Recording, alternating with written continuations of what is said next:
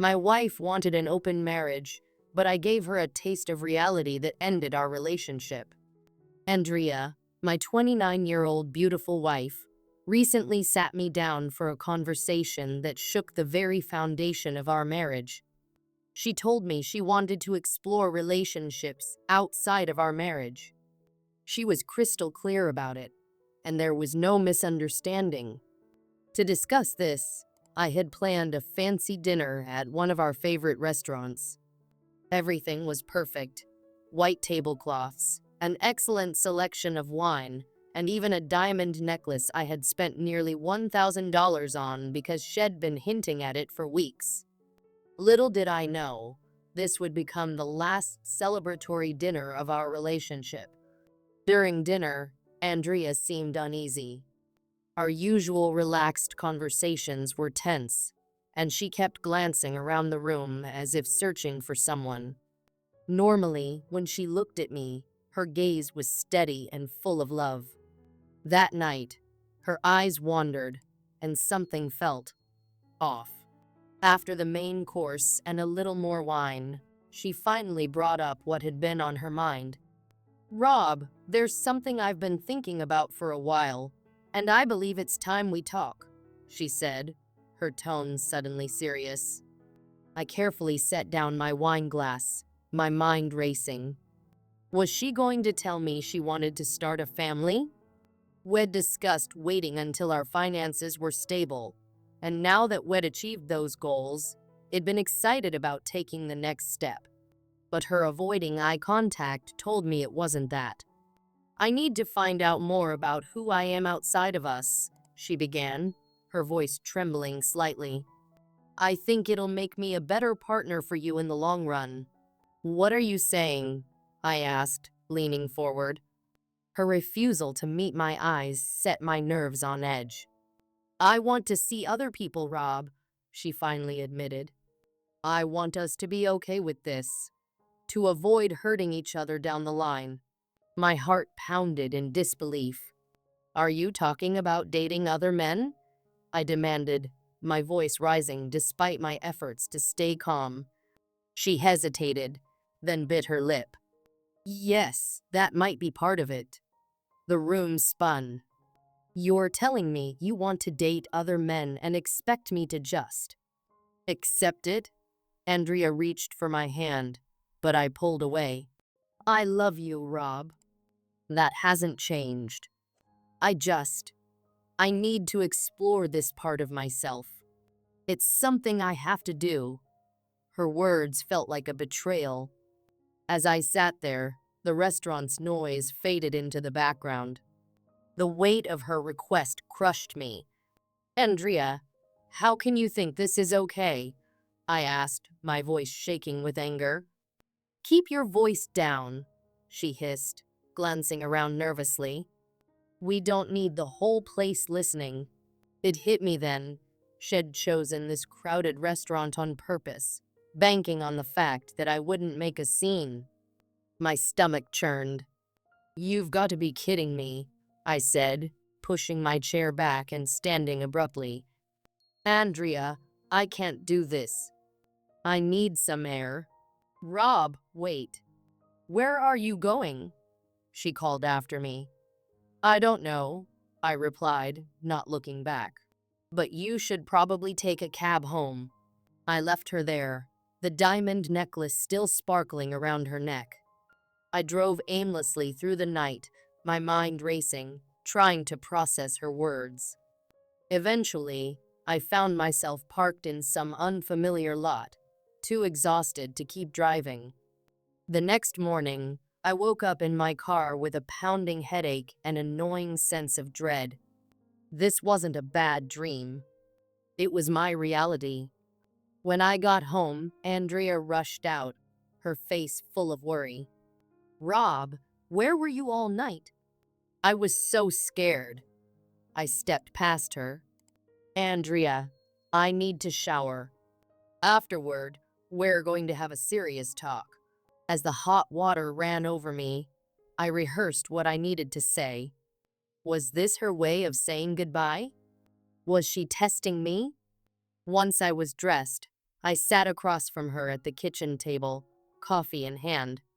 Andrea, explain to me again why you want to pursue relationships outside our marriage. Her eyes met mine, firm but pleading. Rob, I don't feel fulfilled. I need validation as a woman, and this is the only way I know how to find it. So you want to step away from our marriage to find yourself, I summarized, trying to stay composed. No, am not leaving. I'll still be here, she insisted, but I need the freedom to explore my needs. Her words were like knives. I stared at her, trying to understand the person sitting across from me. This wasn't the woman I married. Andrea, let me make this clear, I said firmly. If you want to explore other men, then this marriage is over. There's no coming back from that. She opened her mouth to respond, but I raised a hand to stop her. You've already made your choice. Now it's time for me to make mine. And just like that, the relationship I thought was unshakable came crashing down. Are we just supposed to put our marriage on hold? Do you expect us to still be intimate while you're exploring this? I asked, trying to keep my voice steady. Of course, Rob. We're a family, you and me. I love you deeply, and I want us to stay a family. This is just something I need to do for myself, she said, her eyes pleading for understanding. And how often do you plan on doing this, Andrea? Every weekend? Several times a week? Every night? Just how far are you planning to take this exploration? I pressed.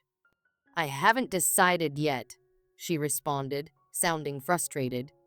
Why are you so focused on the details? Because I need to know what my life is going to look like while you're out meeting, dating, and being with your new partners. Partners, she repeated, narrowing her eyes. I don't have a girlfriend, Andrea. At least, not yet, I replied, the bitterness in my voice more evident than I intended. Taking a deep breath, I exhaled slowly, struggling to contain my anger. Andrea, I need clarity before we leave this conversation. Have you genuinely made up your mind about this? Have you considered what this will do to our marriage? Andrea nodded, but avoided directly answering my question. It was clear she hadn't given much thought to my feelings. Then, she uttered the words that would change everything. If you love me, you will let me do this, I responded firmly. If you love me, Andrea, you won't go through with this. This is my ultimatum. Unfaithfulness, even with prior notice, is a marriage breaker. She stared at me, stunned. I continued, my voice resolute. Here are my conditions, non-negotiable. If you want to engage with other men, you must move out. I won't share a home with you while you date and sleep with others. Bringing them here is out of the question. You'll need to find alternative accommodation. Honey, where am I supposed to live? She asked, her voice tinged with disbelief. Perhaps you can stay with one of your friends, like Jessica from school. You spend a lot of time with her. She's divorced and alone, right? Ask her if you can stay with her for a while. If that doesn't work, you can rent a short-term apartment. But you'll be responsible for all your expenses, utilities, rent, your car payment. Andrea's frustration was evident, but I didn't care. She had made her choice, and I had to make mine. As painful as it was, I couldn't accept this. I considered the idea of trying to approach my wife at the club she and Jessica frequented. People have affairs for various reasons. A lack of sexual satisfaction in the relationship, an absence of passion, or a loss of connection between spouses. Sometimes, infidelity happens as retaliation for a partner's unfaithfulness. Some women claim they cheat to save their marriages, though I'm skeptical of that reasoning. Nonetheless, it's what researchers studying marital infidelity have reported. Marriage is complex, requiring effort and commitment. Open marriages, where both spouses agree to have other relationships and sexual partners, rarely last in the long run. Emotional attachments form, feelings get hurt, and most couples eventually divorce. Polyamorous marriages are equally complicated, especially when children are involved. The constant risk of introducing a sexually transmitted disease into the relationship only adds to the strain. Personally, I believe monogamy is the best approach in marriage. If both partners can't agree to it, they should reconsider their commitment or find someone whose values align with their own. Did I neglect my wife and push her away? Did I fail to give her the attention she needed while focusing on building a life for us? Was I wrong? I'm not sure. What I do know is that I felt unhappy about my wife leaving our home to engage in extramarital affairs. She sought things she thought I wasn't providing, but her actions didn't seem to be improving our marriage. The following week passed slowly. I refrained from calling my wife, and Andrea only sent a single text asking me to forward her mail to her new address. Her communication was strictly business, with no indication of wanting to repair our relationship. Clearly, she was actively pursuing her plan to find a boyfriend, or possibly even two, for some fun. The idea of following Andrea from her apartment to the club she frequented with Jessica haunted my thoughts. I imagined catching a glimpse of the life she was building without me, but each time I circled her place, I forced myself to keep driving. I couldn't sink that low. I realized then that her choices were hers to make, and if she ever returned, it would have to be of her own accord. But with every passing day, the possibility of reconciliation felt further away, and my willingness to take her back faded. A month passed with almost no contact between us. Then, out of nowhere, Andrea showed up at the house. She rang the doorbell and knocked repeatedly. When I opened the door, her confusion was evident. "Andrea," I said flatly, "what brings you here today?" "My key doesn't work," she said, her voice tinged with irritation. "Why did you change the locks?" "Because I needed to," I replied, blocking the doorway. "What do you want?" "I came to grab a few things I left when I moved in with Jess," she said nonchalantly, as if our broken marriage were nothing more than a minor inconvenience. Once again, her visit wasn't about us. It was about her. She wasn't here to make amends, just to retrieve her belongings. The indifference stung, but I stayed composed. "There are some boxes in the garage," I said, stepping aside. Inside, Andrea glanced around as if searching for some sign of disarray, perhaps expecting my life to be in shambles. To her apparent disappointment, the house was immaculate. "How long are you planning to stay with Jessica?" I asked, trying to gauge her mindset. "Oh, just a little longer," she said breezily. "Maybe a few months. Then I'll come back, and we can start fresh. Start that family we talked about." Her words made my stomach churn. The thought that she believed this temporary escape, filled with clubs and other men, could somehow make her a better wife and mother was both insulting and absurd. "Have you found anyone special yet?" I asked, my tone sharp.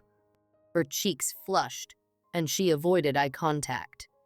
"Jess and I have gone on some dates, but it's nothing serious," she mumbled. "How's the sex?" I asked bluntly, unable to resist pressing her. Her silence and the deepening blush told me everything I needed to know. I left her to rummage through the garage and retreated to the kitchen.